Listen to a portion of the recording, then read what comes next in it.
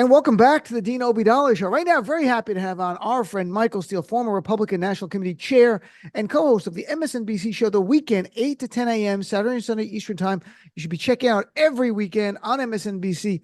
Michael, how are you, my friend? Good to see you. It's so good to be with you, man. And particularly given coming out of the Democratic convention, it's nice to be able to have a conversation with you, especially about all of this, because we know what these rooms are like sometimes. Well, it's going to be interesting. So, first of all, what is your reaction to what you saw? And do you think there's you ran the RNC. I Yeah, mean, I imagine, to me from the outside, the convention's almost like an argument.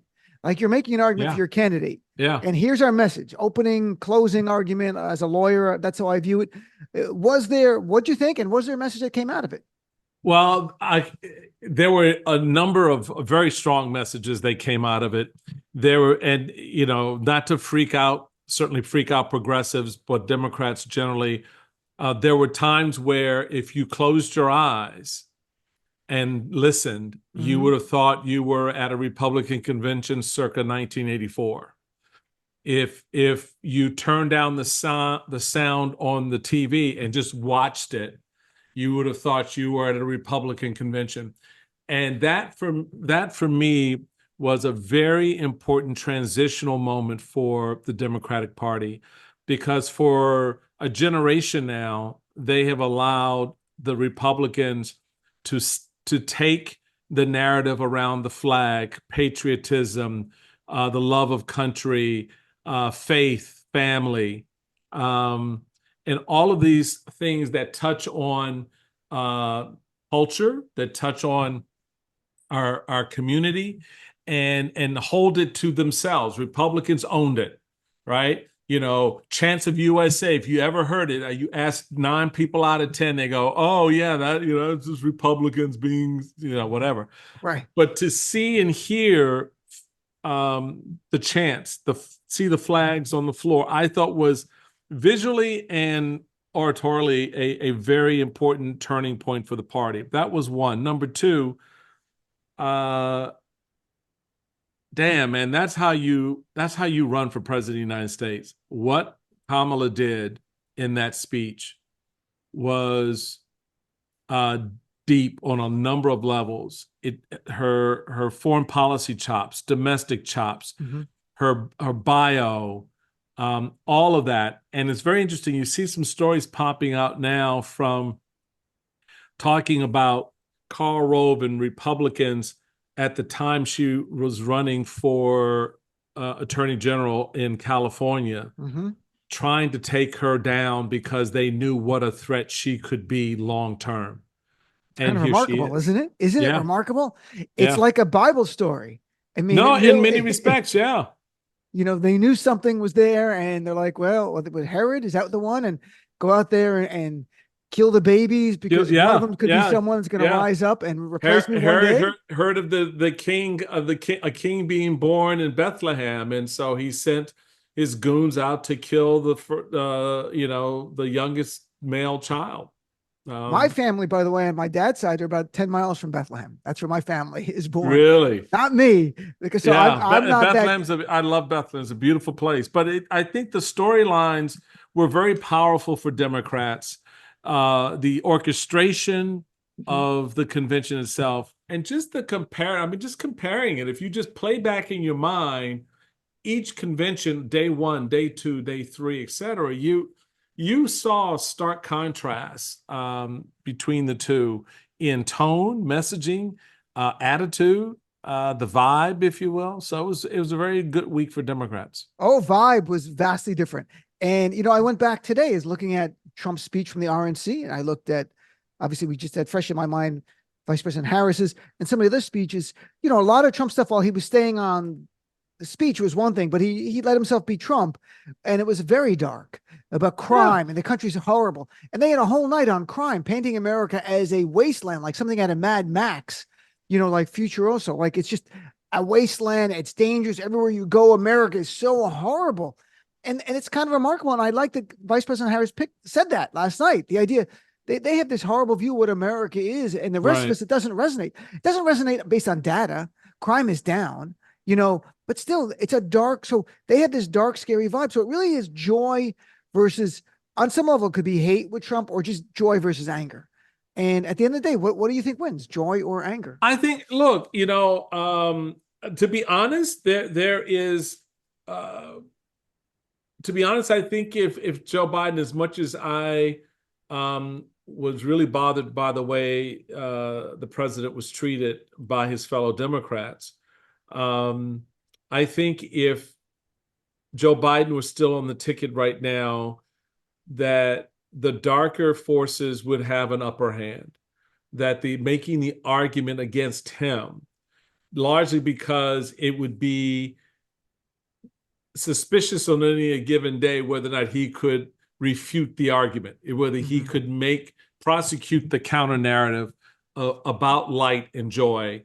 And I think that probably would have prevailed to some degree. It would have made the conversation a little bit harder to have. Not impossible, but more difficult. I think now what you've seen is a pendulum swing that makes this conversation much harder for MAGA and Trump. Because now when you hear, your life sucks, and people are like, well, actually, I've been thinking about it. It really doesn't. I felt good the other day. And I realized that my income, wages are higher, and the amount of impact that inflation is having on that income is less. I'm good, and so I think that people would come into that. I was making a joke earlier today on MSNBC about the fact that you had, Republicans and some independents and certainly some folks who may be MAGA adjacent sitting there watching this whole thing over those 4 days. And at some point during Kamala's speech, they're sitting there going, I don't understand what I'm feeling right now. Why do I feel this way? What was going on? It's challenging something in them. Michael Steele. Michael, in the big picture, if Biden was the nominee now, it certainly would have been the affirmative message. But I think a lot more would have been Donald Trump and the threat he poses to our country. And if you have Trump saying America's dark, and you have us on the Democrats running on the same thing, I think would have taken the temperature up in this country. I actually feel like the temperature's brought down a little bit because we are running on joy, not fear, not like what's plan B, what country we're going to. This is a nightmare. We are joyful warriors. It really feels, and I think it changes something in our country. Yeah, I think you're right on a number of levels. That scenario would likely have played out where you would have had a Debbie Downer conversation coming from Trump and a conversation from Biden, trying to refute that, reminding people of the Debbie Downer conversation.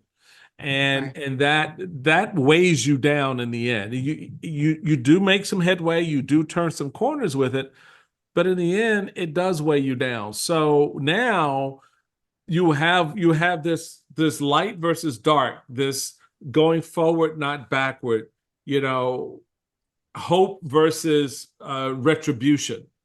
And so you've got these two pieces now that you can look at and weigh. And as an American, you ask yourself, even if I'm not hopeful now, can I be hopeful tomorrow? Can I be hopeful for my children? Right. All right. And if nothing else, that moves the needle for a lot of people, particularly when you then tie it into some of her public policy positions on, caring for children, women's reproductive health, et cetera. So you've got, she's positioned the Democratic Party in 6 weeks into a space where not only can they win in November, they can win in a manner, and I've already gone on the record about long ago saying that I thought the Democrats could hold the Senate. But I really believe now that is, the House for me was always gone. All the stuff with Joe Biden and losing the House was all BS. Mm-hmm. That was never going to, because there's very little correlation between a presidential and a congressional race. Between a presidential and a senatorial race, yes, because they're both statewide races. So it's a very different dynamic than having, a 5 million people voting statewide versus 720,000 people voting in a congressional district. But now when you look at the map, North Carolina, Georgia suddenly look very different. What about the Texas Senate race? Colin Allred only down by I'm glad 2 you went to there. Ted Cruz. Last night on MSNBC, Jen Psaki 2 nights ago had Beto O'Rourke on, and we were talking about the Senate race and Congressman Allred and his effort there. That race is tighter than Ted Cruz wants it to be. Trust me. And it speaks to the demographic shifts in Texas, which I've been following for over 20 years and proclaimed 5 years ago that in 28, Texas will be a battleground state. Wow. And when Texas becomes a battleground state for Republicans, if they lose Texas, they will not win the presidency, period. Right. Give them Ohio, give them Michigan, give them Wisconsin, give them Pennsylvania, they still lose. So Texas is an important brick in that electoral college wall. And the fight now is over how effectively the Democrats have become at painting that brick purple and loosening up those voters to start thinking about the prospects after a governor who doesn't give a damn about them or their rights and a senator who gives even less of a damn. And the people are finally saying, you know what? And Kamala, to her great credit, and the Democrats this week framed it this way: enough is enough. Enough is enough on reproductive health. Enough is enough on how we're treating our kids, how we treat our elderly, etc. So narratively, a lot of pieces have fallen into place. But here's the rub, my friend. Okay. Still got to run the race.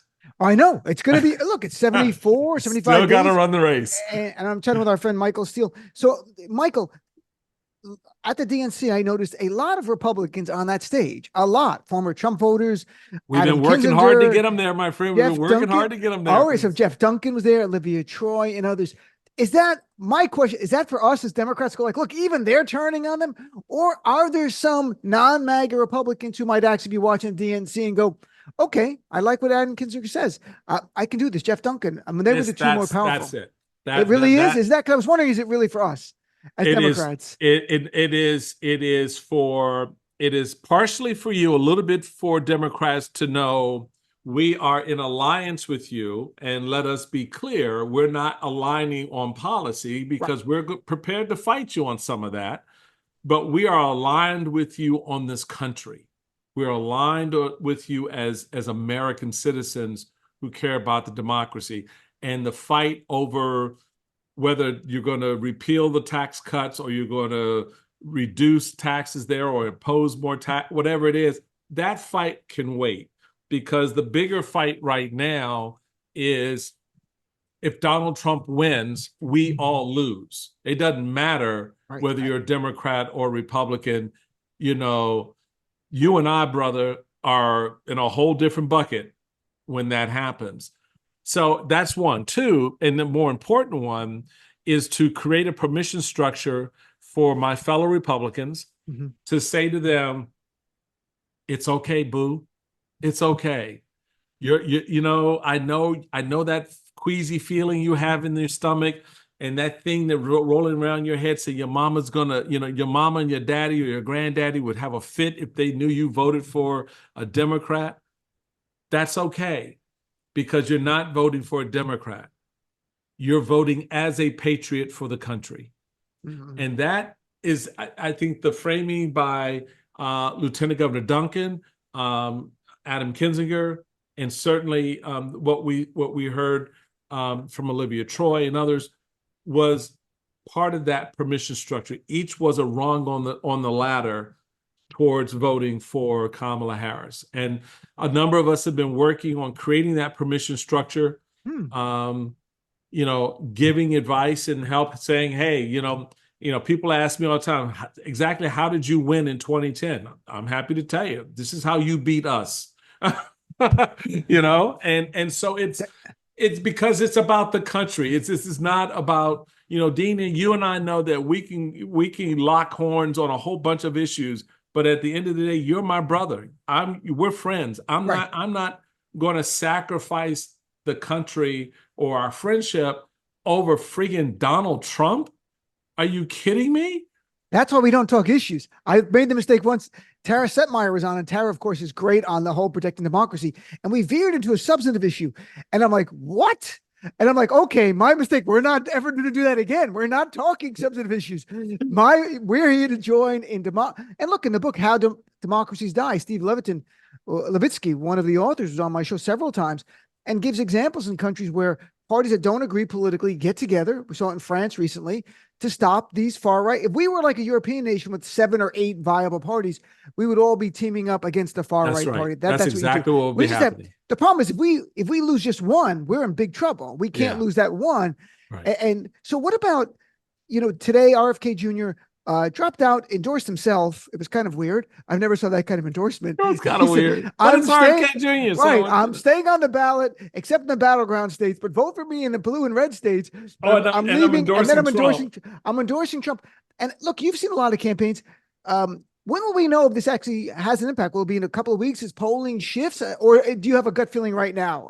Well, it's not. I can give you actual numbers. Sure. He has fallen since the whole switch, which on the street they call what happened in the Democratic Party the switch. Mm-hmm. Since the switch, he's gone from what, 18, 15, 18, 20%.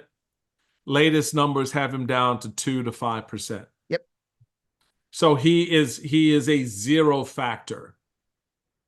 And the fact that he's going to go in and pull his name off the ballot in the 7 battleground states, but leave it on the ballot in the other 43 states, and at the same time says 2 things. One, tell voters in those states to vote for me, but then in the next breath says, I'm endorsing Donald Trump. I mean, there's very strong language I can use to describe that, but I'll just call it a crap show. Let's put it that way, of a campaign. And that's where we find ourselves with him. At the end of all of this, Dean, this guy there was a lot of hype about, oh my God, it's, the impact this would have on Joe Biden. I never saw anything in which he was taking substantive numbers away from Joe Biden. Mm-hmm. He was always hurting Donald Trump.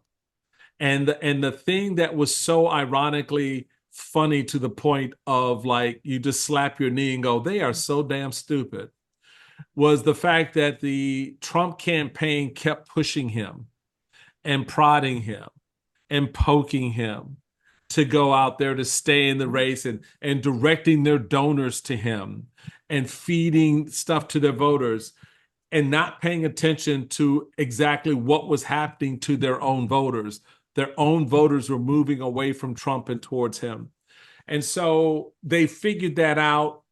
They did their backroom. I would not be surprised if there's some side deal cut for him to come into a Trump administration. I don't know that for a fact. Like I said, whatever their conversation was, who cares? Mm-hmm. Trump has been on his heels since the switch. Republicans have not figured out how to run this campaign since that time as well.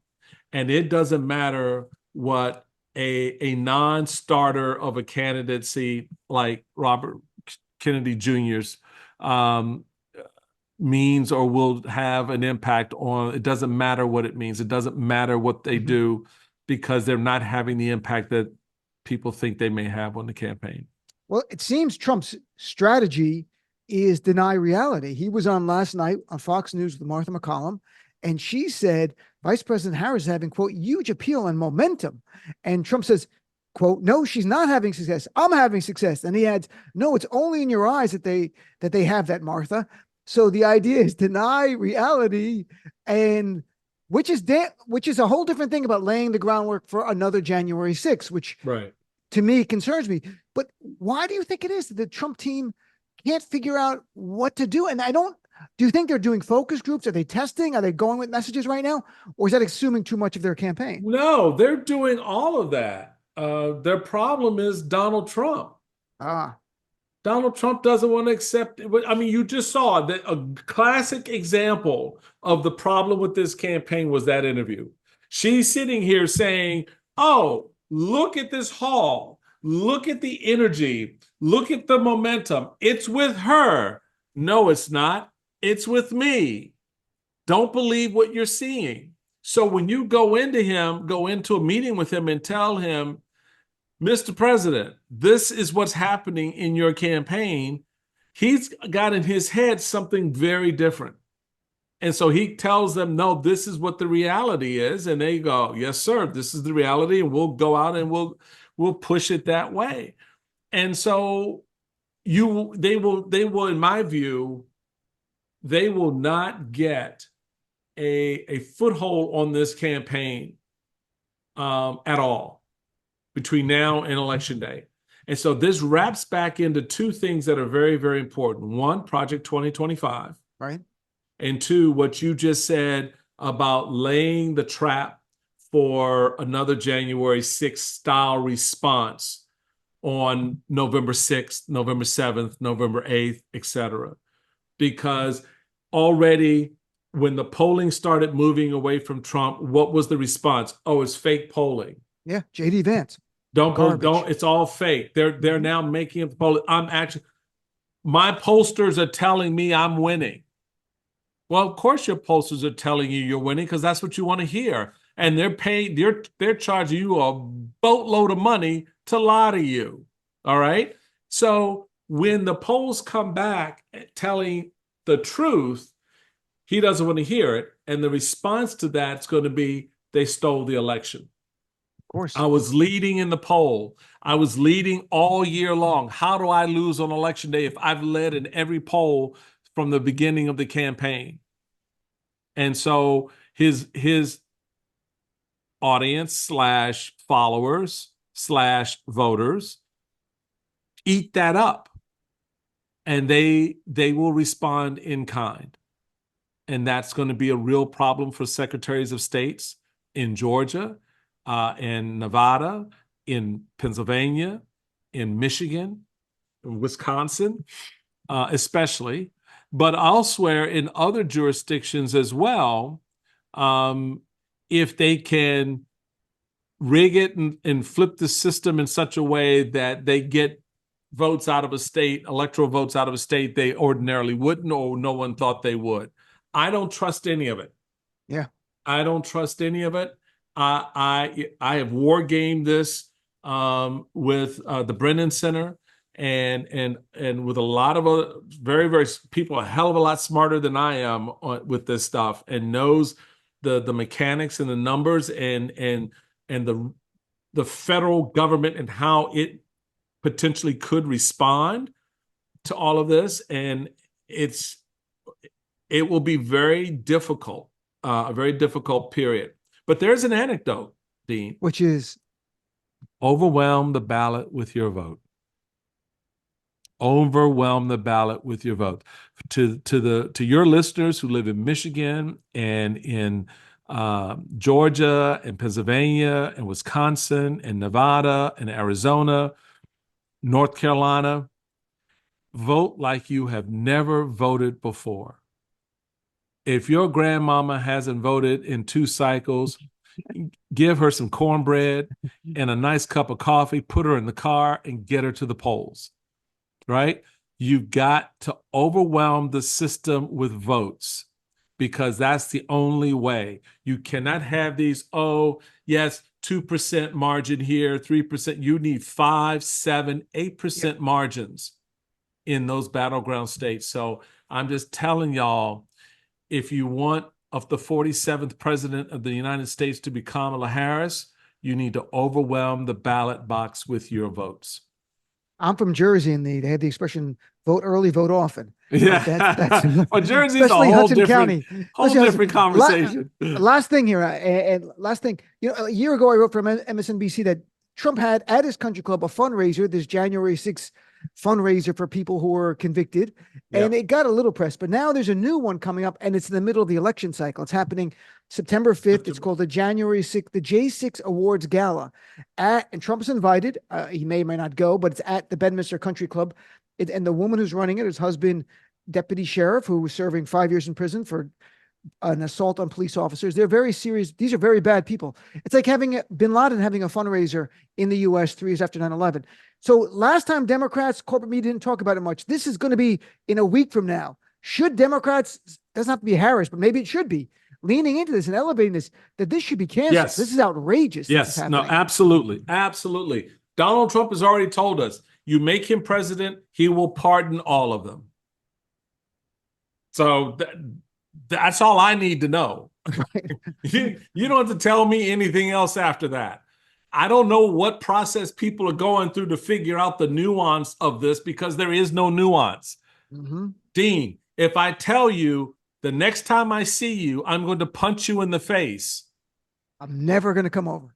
But you're at least going to say, okay, you know what? I'm going to do one of two things. I'm either going to avoid him, or when I see him, I'm going to be prepared for what he said he's going to do. Right. And so if Donald Trump has told you what he's going to do, why don't we prepare ourselves to protect, defend, and guard this country against it? And so this is not a question of doing the math. This is a question of listening to what the man is saying and understanding that what they plan to do in September, everybody should have a flashlight, from the smallest little flashlight to a Klieg light, focused on that and telling people this is not who we are. Every Republican should have to answer for it when they go on. Every last one of them should have to answer for it. Every last one of them. At Marjorie Taylor Greene on up and down, every microphone in the face. Do you support this? Senator, do you support this? Of course, they'll give us this. It's just at his country club, blah, blah, blah. What, Michael, you guys at your show, The Weekend, having an impact on this election when you had the Project 2025 head on. You're having an impact behind the scenes on TV. So I really encourage people to watch Michael's show. He co-hosts it, Alicia Menendez and Simone Sanders, at 8 to 10 a.m. Eastern Time on MSNBC, Saturday and Sunday mornings. Check it out tomorrow. Thanks so much, brother. It's always great chatting with you. It's always good to be with you, Dean. You're my favorite Republican. And you're my favorite Democrat. Oh, that's very kind of you. I doubt that. All right, thanks, Michael. Have a great weekend. Take care, bro.